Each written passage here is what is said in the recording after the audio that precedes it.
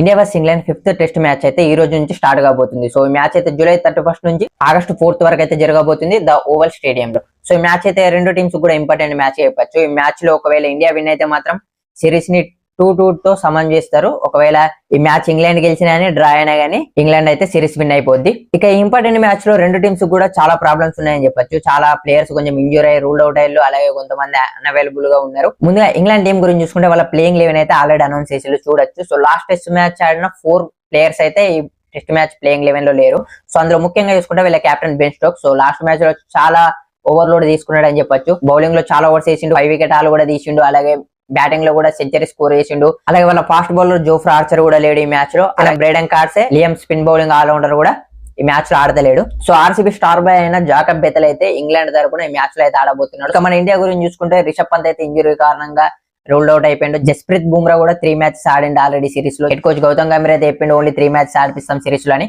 So last match లో కూడా కొంచెం లెగ్ కి ఏదో ఇంజూర్ అయినట్టుంది. సో అతను కూడా ఈ మ్యాచ్ లో ఆడాడు. సో ఇండియా టీమ్ లో ఏమేమి చేంజెస్ ఉంటే బాగుంటది. సో రిషబ్ పంత్ వేయండి కాబట్టి అతని ప్లేస్ లో బ్యాకప్ వికెట్ కీపర్ అయిన ధ్రువ్ జురెల్ అయితే ప్లేయింగ్ 11 లోకి వచ్చేస్తాడు.